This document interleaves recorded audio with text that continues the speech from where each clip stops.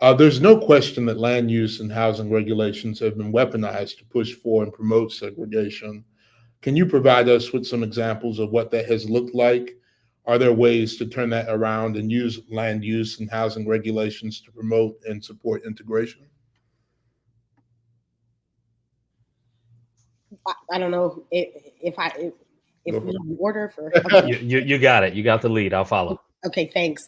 So I think, I mean, I think it's just at the outset, right, sort of important to just note that school systems are made up, right, of typically speaking, the families who live in those communities, right? And I think here's where we start to enter with what I consider to be disingenuousness, right? Oftentimes when we have these conversations, and it's just, oh, well, the school system looks this way because the community looks this way. And I think we actually got that reasoning from Chief Justice John Roberts in a Supreme Court decision, right?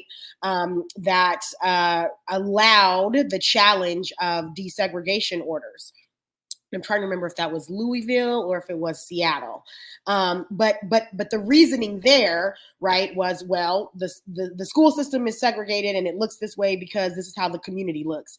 Okay, if that's where the conversation ends, then we're not taking any real interest, right, in solving the problem. We're being very disingenuous if that's how we're engaging in the conversation. So why does the community look that way, right? And I want us to consider, right, that local elected officials are making decisions specifically designed to keep school systems looking a certain way.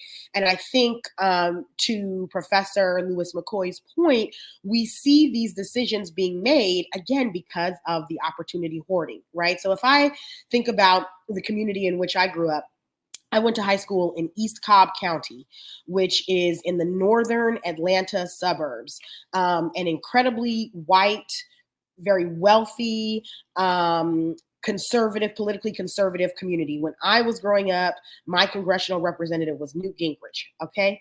And so this is the community in which I grew up. Now, I went to a high school and graduated from a high school in 1998, 25 years ago, that was 98% white. Okay. And we're talking about a community, 30 minutes outside of majority Black Atlanta, right? It wasn't a mistake that my high school was 98% white. And we continue to see local elected officials making zoning decisions in particular that would keep it that way. So in that community school system, there was one school, it wasn't majority Black, but there was one school that had the highest population of Black students. And I would say back then it was about 30% Black, I believe. And even as a teenager, right, I noticed, well, there's something going on here. Everybody that goes to this school lives in a big single family home. Now, we did have some classmates who were renters, but I wouldn't have known that then. There were very specific decisions made to ensure that folks who needed to live in multifamily housing, right, apartments, they weren't zoned to go to that school. So all of the multifamily housing, the only multifamily housing in the community was zoned, right, for the school that had the highest population of Black folks. And again, that population was never majority Black, but it was always very clear, right, that if there was ever going to be any multifamily housing built in that part of Cobb County, it was in this particular neighborhood, right, that was zoned to go toward this one high school. And that was why we continue to see, right, very limited access to any other kinds of housing for folks who had lower incomes. And so there was also no zoning that would allow for multifamily housing in the school system that in the high school area that I attended. So if there's only, one area where we're allowing multifamily housing and we're going to continue to funnel all of the students in those families into this one high school, then nothing ever changes, right? And we would hear, I remember reading in the paper when there were when there was legislation or ordinances being debated around public transit, right? You would hear local elected officials saying, if folks can't afford to have a car, they don't need to be out here. we don't want that public transit out here because we don't want those folks from Atlanta having access to this community, right? And so all of this opposition to multifamily housing, to public transit, right? It all works together to keep communities separated and to keep opportunities present for one group of people. And so I just want to be very clear that none of this is a mistake. And we have choices about whether or not we are going to continue to perpetuate the inequity or whether we are going to make choices that fight the inequity. Wonderful, wonderful articulation. I think as we think about the relationship between housing and school zones, it's important to first say that school zones were drawn almost arbitrarily. That is, there is no tried and true method. Now, they weren't drawn arbitrarily because, as my co-panelist has already mentioned, they were drawn to make sure certain sets of students stayed together and other sets of students didn't have access. And so when I think about how zoning laws and housing laws have been used, they've often been used to concentrate affluence and to concentrate poverty. We also have had a number of programs that have been rolled back over the decades in the United States.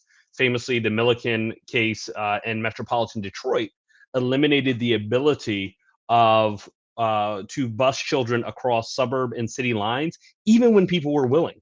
So one of the things that's very dangerous is that we may have a desire as a community, but the jurisprudence may say, well, you can't actually do that. Now, I think there are ways to work around and think creatively about it. But for many folks, the idea of running up against legal challenge, it pushes them away from actually doing the work of bringing things together. I also want to highlight things that we deal with, such as snob zoning. And what is snob zoning? It's the kind of zoning that my co-panelist, Cashauna Hill, was mentioning. It's the idea that we want to build a community, but we don't want that community to have affordable housing. We don't want that community to have multiple family units. And so in places like Long Island, in places like Massachusetts, in places like nearly anywhere where there's affluence, there becomes this emphasis on single family homes. And in some places, passing ordinances that bar the idea that multiple families can be in the same home. And what that does is it, again, keeps away lower income folks, and it makes communities have a particular demographic, a money demographic. And when you lay that on top of racial residential segregation, knowing that Black and Latinx folks who are searching for homes are steered to different communities by realtors, despite the idea that we have laws that prevent it, but systematically are steered away, we find ourselves in a place where our zoning and our housing regulation and our sets of choices are constrained to recreate the system we already have.